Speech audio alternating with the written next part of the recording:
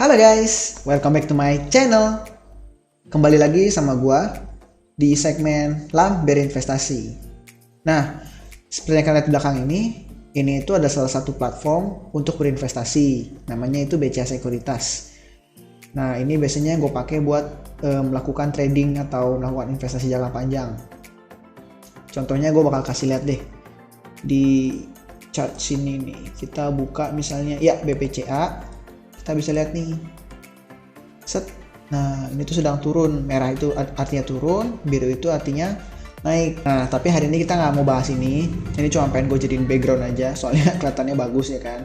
Kayak biasa, gue bakal nyantai-nyantai aja ngobrolnya, biar kita relatable sama-sama orang yang baru paham di dunia investasi juga. Dan gue juga baru belajar sih. Tapi gue pengen sharing ke kalian. Kenapa? Karena kita tuh masih muda.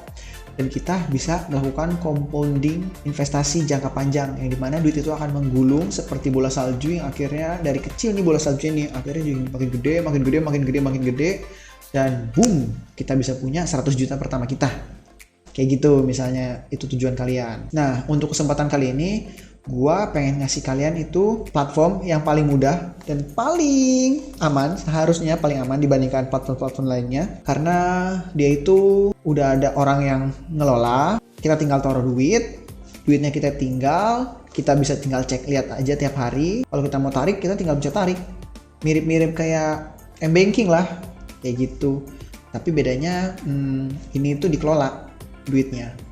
Apa sih itu? Namanya reksadana. Nah, di kesempatan kali ini itu gue pengen ngajak kalian gimana caranya investasi yang mudah, aman, dan gak makan waktu. Soalnya kan rata-rata orang yang investasi itu pertama gak ngerti ya.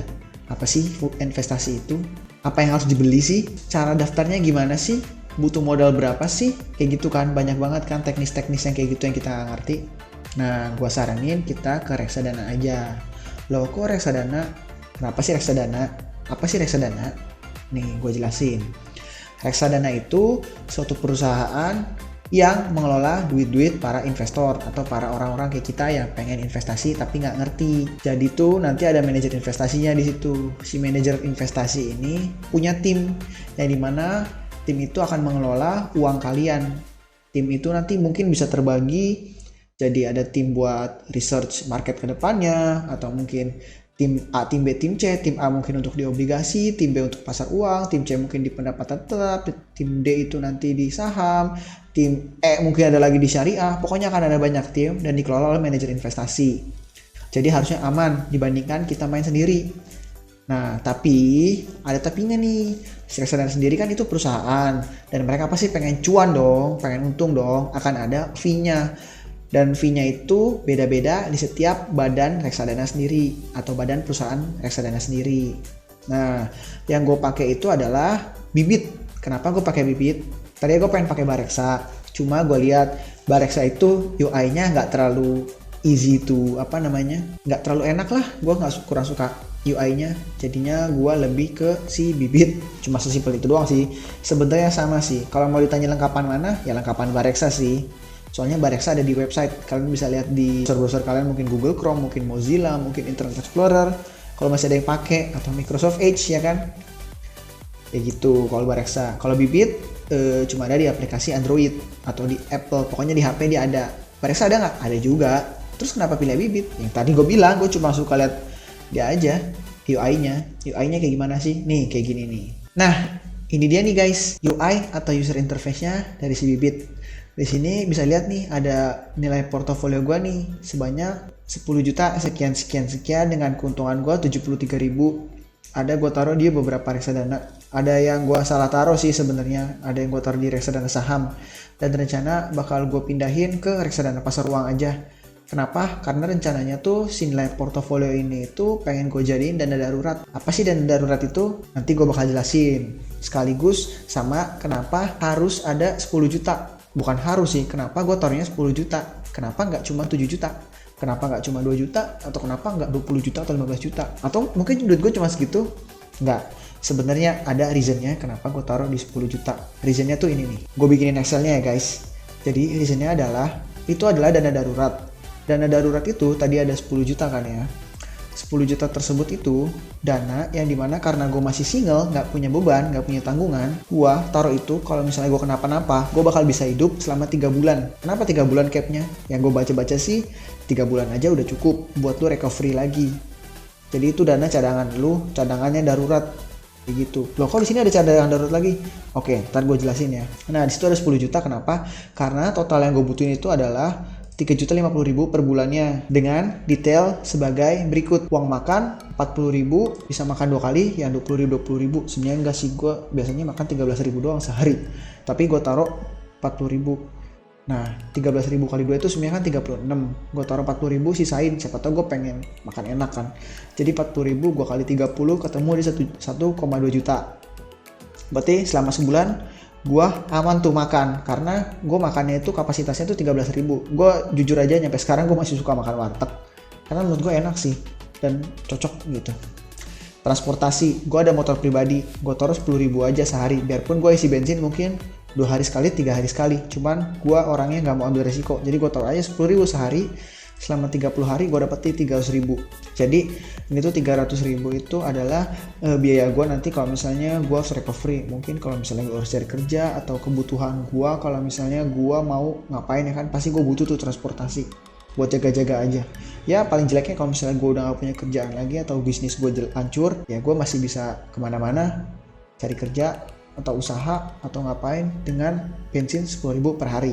Nih gue taruh 300.000. Kuota internet, zaman sekarang nggak mungkin kalian nggak punya internet ya kan. Komunikasi pakai internet, telepon ada yang telepon tapi jarang, lebih sering telepon via WhatsApp, via Line, via apa ya kan, mungkin via aplikasi-aplikasi yang kita nggak tahu ya kan. Jadi gue lebih saranin sih kuota internet kita harus ada sebulannya 50.000 gue tulis, karena ya lu lagi susah nih ceritanya darurat nih, masa lu masih mau enak-enak, masih mau foya-foya.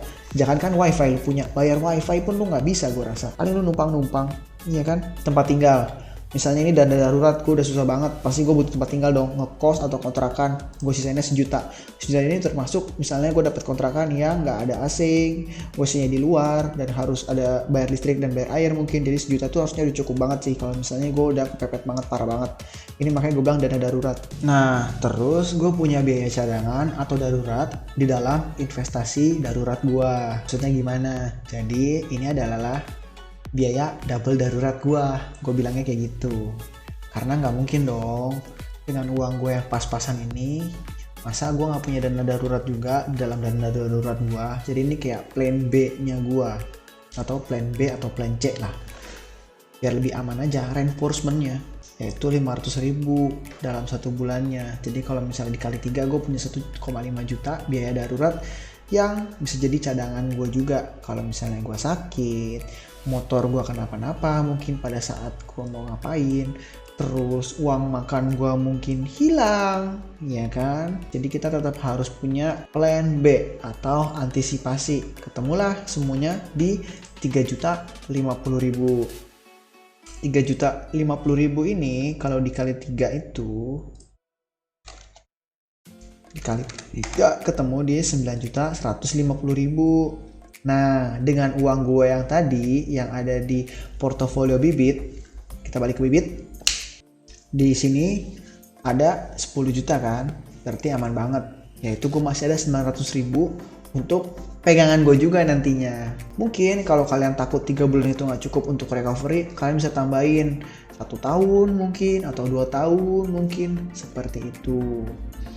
Jadi itulah reason kenapa portofolio gue segini, dan yang reksadana saham ini gue pengen tuker ke reksadana pasar uang, karena biar ketika si investasinya lagi turun dan gue emang lagi butuh, gue bisa tarik. Kalau kayak gini kan, kalau misalnya lagi turun ya gue duitnya nyangkut jatuhnya kan, tunggu nyampe dia naik lagi sahamnya. Kan saham itu kan naik turun, nggak mungkin dia di atas terus, kecuali reksadana pasar uang yang dimana bakal gue jelasin sekarang.